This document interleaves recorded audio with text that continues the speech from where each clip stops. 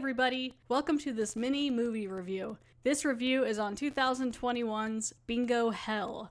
I did a poll on Twitter, and that's what was voted for. The four options were, it was all 2021 movies. So it was Seance, The Manor, Bingo Hell, and Oxygen. And Bingo Hell is the one that won after a tiebreaker. So that's what I'm going to review. I'm going to go ahead here and just read a small little summation on IMDb about this movie. So, Bingo Hell is apparently about, in the barrio of Oak Springs live a strong and stubborn group of elderly friends who refuse to be gentrified. Their leader, Lupita, keeps them together as a community and family. However, their beloved bingo hall is about to be sold to a much more powerful force than money itself. So, I just recently read that. So, before I was thinking maybe, I knew it was about older women or older people.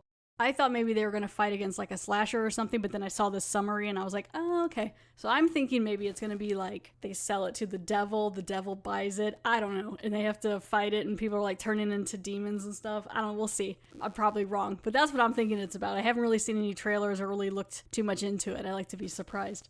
So this movie is directed by Gigi Saul Guerrero from a screenplay that she co-wrote with Shane McKenzie and Perry Blackshear.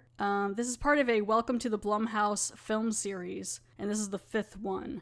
This movie stars Adriana Barraza, L. Scott Caldwell, and Joshua Caleb Johnson. It is produced by Blumhouse Pictures, or Jason Blum, and Lucha Gore Productions. It was released to Fantastic Fest September 24th, 2021, and I believe October 1st is when it came out to Amazon, which is what I'm watching it on now, is Amazon Prime. It runs 85 minutes, so I don't want to go too much into it, of course, and then I'll come back and talk about what it was like and more into it, and I'm going to go check out 2021's Bingo Hell, and I'll be back to let you know what I think.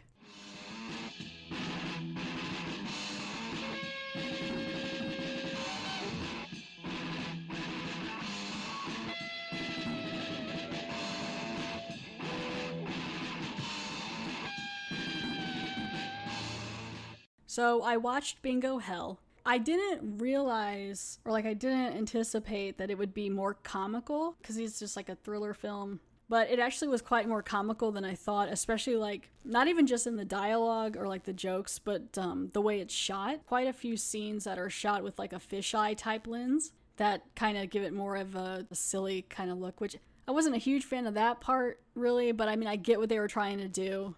Bingo Hell was fun. I did find it a little hard to really be into it towards the end. It was kind of wearing out its welcome a little, which is a little odd because it was only 85 minutes. So basically what it is it's this community of elderly people. Not all. There's a couple young people, but it's mostly based around Lupita, who is an older woman, probably in her 60s. Maybe even 70s, living at a place called Oak Springs, which is this kind of, not really run down, but it's this town that's getting taken over by, it's getting gentrified. So it's there's this new hot coffee shop with these young people and things moving in and all this stuff, that things are changing, and the original residents don't like it. And Lupita's been there a long time, and she's taking care of the people in her neighborhood. She has her friend, Clarence, I believe, and he's an older guy who runs the auto repair shop. There's Dolores, and she's this other woman, and then just Lupita runs this bingo hall. It's this community center, but they have bingo there. So she goes to and runs this bingo hall, and it has a nice buildup of the community and stuff like that. So then this guy, Mr. Big, shows up, and he buys out the bingo hall and starts giving opportunities for everyone to earn money, large amounts, by playing bingo, and it changes their lives. But Mr. Big was played by Richard Brake, who I believe was in 3 from Hell. And it's played real comically, his teeth are real big, he's always got this creepy smile, and he comes into town, and it's kind of set up in the way of this isn't necessarily bad either, but it kept reminding me of the djinn from Wishmaster mixed with a little bit of Stephen King's movies of Desperation and Storm of the Century, is what all the way he was kind of reminded me, the way he swept in through the town, and the way he was acting. And it's a similar situation of you get the money, you take the deal with the devil or whatever, but you're not going to get to spend it. And so that got a little old a little bit. no matter what, they weren't going to be able to better themselves. And I guess it was like, they kind of, I mean, most of the people in the town wanted to better themselves and were a bit money hungry. So, I mean, maybe that was the lesson to be learned. Lupita kind of stuck her ground and tried to help the town fight this guy. I guess he was the devil, something like that, Mr. Big. So, like, it starts out, the main guy who owns the bingo hall or the community center sells it, and he gets all this money, and his wife had died. And, you know, so he gets the money, he's about to leave, and then he ends up dying. He dies by, it looks like at first, like, okay, I didn't put it two and two together until, like, the title page when I first got to the movie. So, like, Bingo Hell is like Bingo Hall, but bought by the devil, so it's Bingo Hell. And I was like, oh, okay. So there's a lot of, like, bingo-related deaths and things in it, which I thought were kind of fun. So that guy dies, right? And there's, like, this green goo and stuff that covers everything. And so he's got this suitcase full of money that he never gets to use. And at first he runs over to what looked like something that you would take communion from, like a tray. I also thought maybe it was his wife's ashes, but he starts like shoving these things in his mouth. Then I was like, is it a box of candy? Because it looks like a bunch of balls. And then I still was like, oh, he died by inhaling ping pong balls. It wasn't until later in the movie when I was like, oh yeah, that's bingo balls. They do the bingo like the old school way. I don't think a lot of people do it as much anymore, unless it's like a Powerball on TV. But where the balls pop up and you take the, you know, and you're like, oh, and like B7 or whatever. So that's what killed him on that. So I was like, oh, okay. So I kind of like, that's one thing I did like was like some of the deaths. Like there's another one. The devil guy, Mr. Big, tricks you into thinking things are better than they are. So like the one chick, the one mother, younger mother, got all this money. Actually, it really wasn't all that much. She got 10 grand and she like abandons her son with his grandma Dolores and then just goes to this shopping spree. I'm like, that's not really going to get you much. Like she bought all this stuff that you would never even wear anywhere. Like, where's she gonna wear that dress? I mean, it's a cute dress, but still. So then she's in the mirror and she's like looking at herself and then like she thinks she looks great, but then really what she's doing is like ripping her chest open. And so that part was kind of cool too. Like some of the gore and stuff was, and like the things were cool. There's this other part where Lupita gets hurt in her arm, near her wrist, which was gross. There's another good death where the guy at the auto body station wins like 100 grand and then he's like fixing up a car that he always wanted to fix. It shows him just pounding all these beers, you know, he's like getting real drunk and happy and all whatever. But then you find out he's actually drinking car fluid, like transmission oil, like he's drinking all these things he shouldn't be drinking. And then he ends up choking, you know, I guess on his own vomit, I don't know, and dies. There's all these flyers all over the place and the older people and things are coming into the bingo hall and there's all these prizes and you have to like get this stamp on your arm, like on your hand that gets like all itchy and stuff. It kind of sweeps through the town like a plague. Now, another thing I really liked about the movie was some of the acting. I mean, some of the characters were great. I liked the community. I thought they were fun. There's a woman there who's like a little younger than them. I think she's probably like in her 40s or 50s. Her name is Yolanda, and she runs the salon. And I saw that the name of the salon was Yolanda's Salonda or something like that. And I'm like, that's cute. I like that. They all got together to like raise money for her because she couldn't afford to keep her lights on. You know, so she was fun. Another great one was Lupita herself was fantastic. I really liked her humor and how she just didn't give a shit. Like she was like, okay, something's wrong. We need to fix this. I'm going to put on my bandana and get out there and fight. You know, like she was real tough.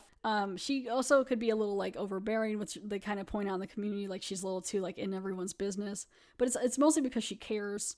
And she's the one thing that kind of helps them bring it out. Actually, another thing I didn't really care for was there's a younger guy there who helps run stuff like AA and things like that or whatever at the community center. He seems to, maybe I missed something, but he seems to come along pretty quickly about like, oh, this guy at the bingo hall is bad. I guess he's the devil or something. We need to go get him. Maybe he didn't realize it was devil, but he knew something was bad. And he was like totally on Lupita's side, like really quick towards the end. I mean, he doesn't make it. But yeah, there's just like a bunch of like weird, like it definitely reminds you of like Wishmaster type things. Like it's like, be careful what you want.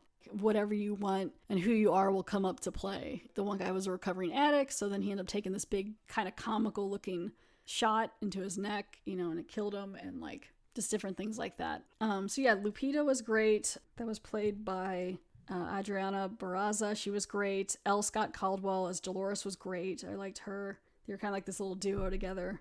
Richard Brake was fine as Mr. Big.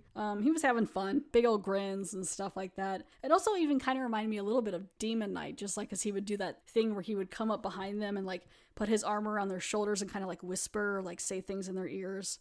Yeah, everyone else did pretty good. You know, it was pretty solid. The dialogue was good, you know, stuff like that. Maybe it's just like a little too comical for what I was looking for, but it worked. So, I mean, it was good. It was fun. It was fun. You know, if you're wanting to see, which you don't see a lot in horror movies, like older people coming out on top, fighting the evil and being cool and awesome, then definitely check out this movie. It was fun for that and everything. I like that. And there's, like I said, some good gore and things.